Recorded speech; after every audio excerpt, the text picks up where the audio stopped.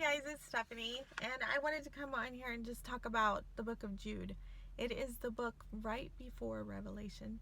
And you know what? It's one of those books that I admit I have not really paid a lot of attention to recently. It's been probably a long time since I read it, but it was recently brought to my attention, and I wanted to share some things from it. Jude, of course, is the book right before Revelation, and in it there's a prophecy recorded as a prophecy from Enoch. Now, Enoch is important because he was I think the great-great-grandfather of Noah. And, or the great-grandfather or great-great-grandfather, something like that. And, he was actually raptured. It says in the Bible that he was no more. Okay, so let me go to that. It's Hebrews 11. I'm kind of getting out of order of what I was going to say, so let's see how this goes. Okay, so in Hebrews 11 is the hall of faith is what they call it, I think. And so in verse 5 it says, by faith Enoch was translated, that he should not see death, and was not found, because God had translated him. For before his translation he had the testimony that he pleased God. And that's another thing that connected me to when I was talking about Daniel earlier, how he was not found in the story of Shadrach, Meshach, and Abednego, and he would have most assuredly been one of the people thrown into that fire had he been there, but he wasn't there, and it said several times that he pleased God. Anyway, so he pleased God, and Enoch pleased God. And then it goes on to say in verse 6, but without faith it is impossible to please him. For he that cometh to God must believe that he is, and that he is the rewarder of them that diligently seek him. And then after that, we see about Noah in verse 7. By faith, Noah, being warned of God of things not seen as yet, moved with fear, prepared an ark to the saving of his house, by the which he condemned the world, and became heir of the righteousness which is by faith. By faith, Noah built the ark as a place to keep his house saved. It's a place of salvation. Okay, so anyways,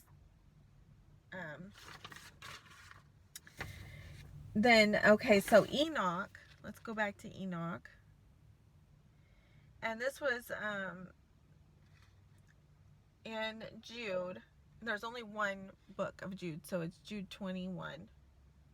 And then it goes, I'm going to keep reading through 32 because it talks about Noah and the other relatives of Enoch.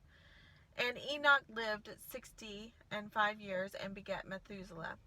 And Enoch walked with God after he begat Methuselah 300 years, and begat sons and daughters. And all the days of Enoch were 365 years. And Enoch walked with God, and he was not, for God took him. That's again what they said in Hebrews 11. And Methuselah lived 180. No, this is actually in Genesis. Sorry, this is not Jude. This is Genesis. I don't know what I was thinking here. I have Jude here too. Okay, Jude. Okay, so I am so sorry. I got all confused there. This is Genesis, and when I was reading, I was like, wait a minute, this isn't what I was going to read. Okay. Anyways, I was going to read this too anyway, so let's get back to it. Enoch walked with God, and he was not, for God took him. And then Methuselah lived 187 years, and begat Lamech, I believe. And Methuselah lived after he begat Lamech 782 years, and begat sons and daughters. And all the days of Methuselah were 969 years, and he died. And Lamech lived 182 years, and begat sons.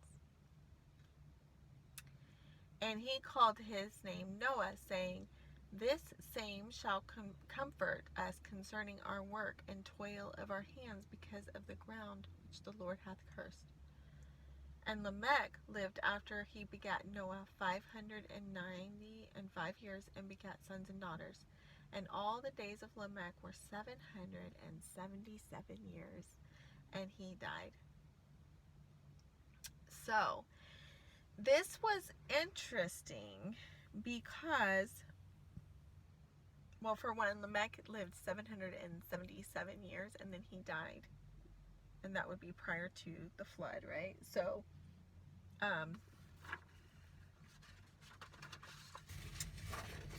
I thought that I had more to this. Let me see here.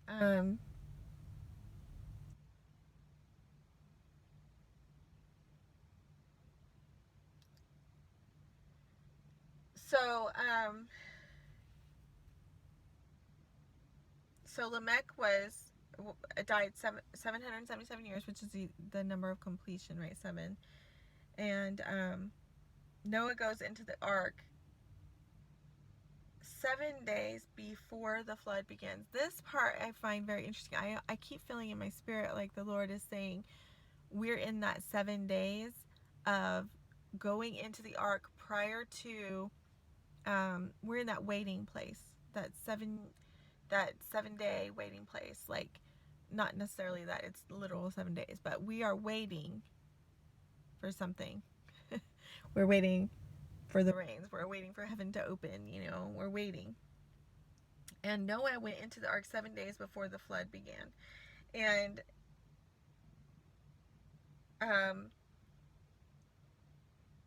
so here's the interesting thing I wanted to point out. Now, this is all interesting to me. Hopefully it's interesting to you. Also, I think another thing they said, which I don't have it right in front of me, I don't think, but it says somewhere about Methuselah. I have an article here.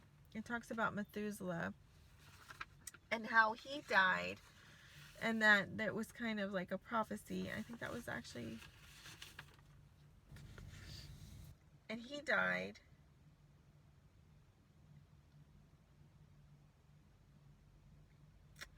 and he was something about when he dies the end will come, kind of thing. When he died the end was going to come. So Noah was going to, the ark and the flood was coming when he died. That was supposed to be like a prophecy of that happening. So I don't have that in front of me, but I can get that and find it.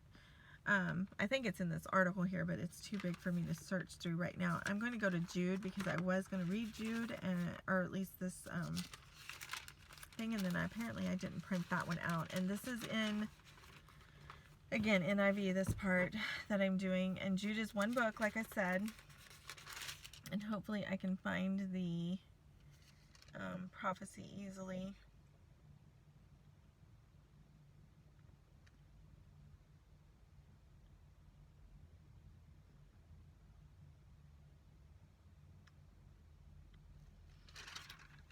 Okay.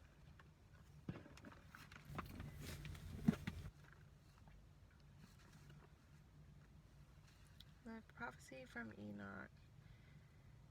Oh, okay, I'm seeing stuff about Sodom and Gomorrah. I'm just going to read from here.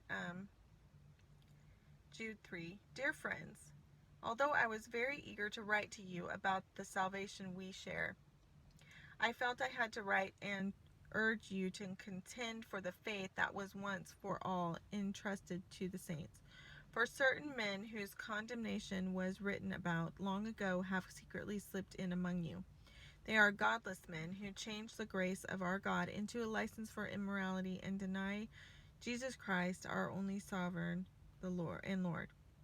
Though you already know all this, I want to remind you that the Lord delivered his people out of Egypt, but later destroyed those who did not believe. And the angels who did not keep their positions of authority, but abandoned their own home, these he has kept in darkness, bound in everlasting chains for just judgment on the great day. In a similar way, Sodom and Gomorrah and the surrounding towns gave themselves up to sexual immorality and perversion, and they serve as an example of those who suffer the punishment of eternal fire. In the very same way, these dreamers pollute their own bodies, reject authority, and slander celestial beings. But even the archangel Michael, when he was disputing with the devil about the body of Moses, did not dare to bring slanderous accusations against him, but said, "The Lord rebuke you." Yet these men speak abusively against whatever they do not understand, and what things they do understand by instinct, like unreasoning animals. These are the very things that destroy them. Woe to them! They have taken the way of Cain. They have rushed for profit into Balaam's error. They have been destroyed in Korah's rebellion.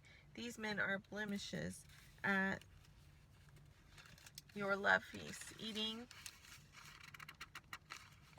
Oh goodness, I can't turn the page. Eating with you without slightest qualm. Shepherds who feed only themselves. They are clouds without rain, blown along by the wind, autumn trees without fruit, and uprooted twice dead.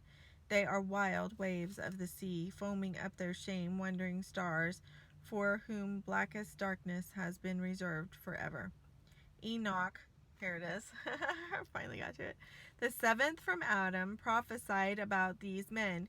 See, the Lord is coming with thousands upon thousands of his holy ones to judge everyone and to convict all the ungodly of all the ungodly acts that they have done in the ungodly way, and of all the harsh words ungodly sinners have spoken against him.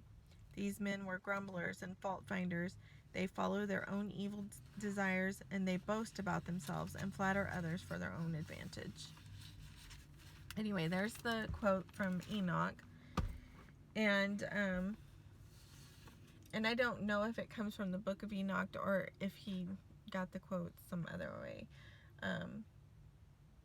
Obviously, he held it in high regard because it is in the Word of God, and it is inspired because it is in the Word of God. So, there you go for that.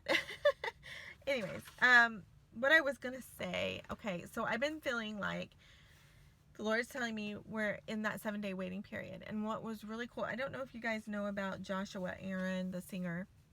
Honestly, I just found him this year. I'm so sad that I didn't know that he even existed. It's crazy. But anyway, he sings, and he does videos on his YouTube where he goes around Jerusalem or in Israel, and he gives us tour of where he is and what he's doing. And he happened to be doing a video the other night, and I clicked on it, and this was so cool. Okay, so he's just walking around Jerusalem, and he's going to this certain place, and he walks through this gate, and then he's like, oh, I don't know what's going on here. And then he starts filming some more, and you realize, oh, it's a wedding. So then I was thinking about it, and in the verse where it talks about Noah going into the ark for 7 days, it says that they were giving in marriage up until the day Noah went into the ark. And I was like, whoa, this is like right, that it was the same day of like the harvest moon, I believe, I think. And so he went up until the day he was going. So this bride gives me a picture of two things. So he was filming this. He filmed the bride coming out, and I was thinking about us being the bride, and I was also thinking about Noah in the story, and they were giving in marriage until they all went into the ark. And then I felt like it was interesting because a lot of watchers have suddenly been put on pause, and it's almost like we're just waiting in the ark, and just suddenly we're just kind of in this almost like it feels like a calm before the storm. It's like something's about to happen, but it hasn't happened yet, and we're just waiting. And so that's the way it feels to me anyway. And so anyway, so there's more to this. Okay, so then he's going and walking around some more, and he goes and he points out the Mount of Olives. And as he points it out, which is where Jesus ascended from in the Bible, right? And it says, why do you look up at the sky? He will return as he has ascended. So he points to the Mount of Olives, And then suddenly a shofar goes off and starts blowing right then. Like, boom, here's the shofar. And it was like the best sounding shofar I've heard so far. Usually I'm like, what are they doing? This doesn't even sound like anything. But this sounded like something, and it was really cool. I was like, oh, there's the shofar. There's the trumpet being blown right now as he's showing this video. And, you know, he's a believer, and he's waiting for the rapture as well, but he didn't like connect all those dots. But for me, as soon as I saw and heard all that, I was just like feeling excitement. I was like, oh my goodness, you know, it's like literal portrayal of things right now, literal, you know. And so now it says he will touch down on the Mount of Olives when he comes back in the second coming.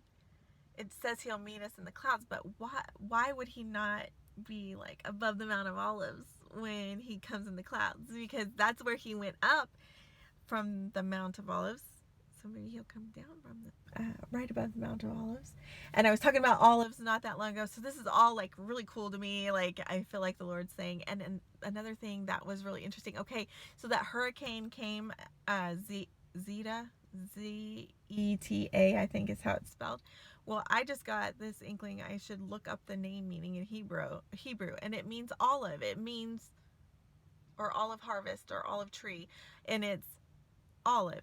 And I was like, okay, olive, and it's really cool. And I just see like the trails from airplanes, and they're creating an X right above right now. I just thought that was kind of cool. Anyway, so that was a side note.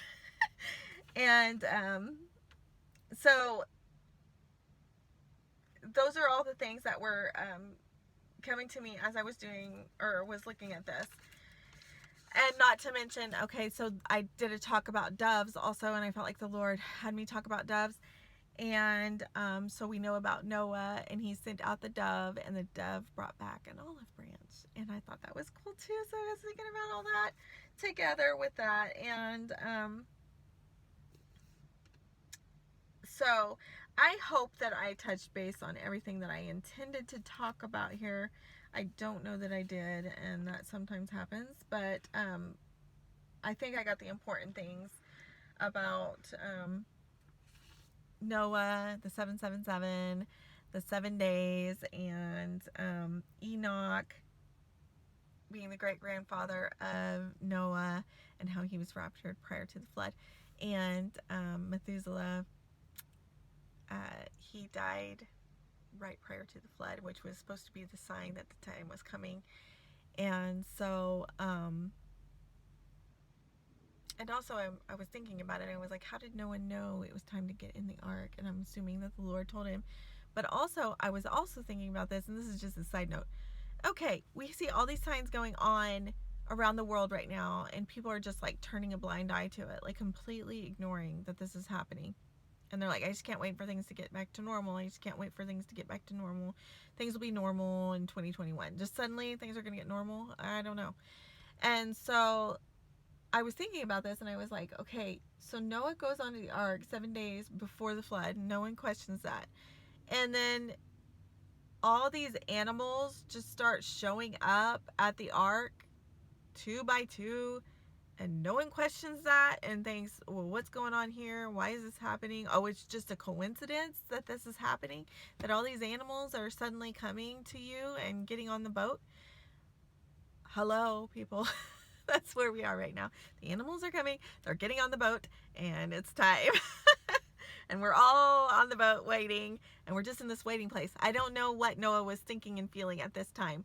I'm sure the wives were prepping, you know, last minute prep. Oh, quick. Okay, we have everything on the boat. We got everything we need. We've made enough mattresses and pillows and blankets and all this stuff. And we've been working on this as long as Noah's been working on all this other stuff. So, I mean, I was just thinking about this, and I was like, okay, in reality, these people would have been preparing for 200 years or however long it was. And the food would have been on there and everything. So they went on 7 days prior, and then they were going to be on for a whole year. I wonder if they even knew how long they were going to be on there. But anyways, they knew when it was time to get on the ark. And that is what my point is there. They knew when it was time to get on the ark, and they got on the ark. And the animals got on the ark. And I'm just saying, we know it's time to get on the ark. I've seen the ark door closed several times. Now, when he got on the ark, I don't know how long it was before God closed the ark door, but God had to close the ark door. It was not Noah. It was not him. It would not be us. We wouldn't close the ark door. It's God who does it. So anyway, those are all my thoughts. I hope you guys found that interesting, and I hope it helps you, and I hope it blesses you. And again, if you are not saved and you are watching this, put your belief in Jesus. He died for you. Believe that he died for you. He was buried and he rose again. And it says in Ephesians 2:8-9, for by grace ye are saved through faith, and that not of yourselves. It is a gift of God, not of works, lest any man should boast. You need to believe. Believe, believe, believe. And then you confess it with your mouth and believe it in your heart. Romans 10:8-9. Confess and believe. Confess and believe. Guys, time is running out. The ark door will be closing soon. I just know it. So be blessed. Love you guys. Talk to you later. Bye.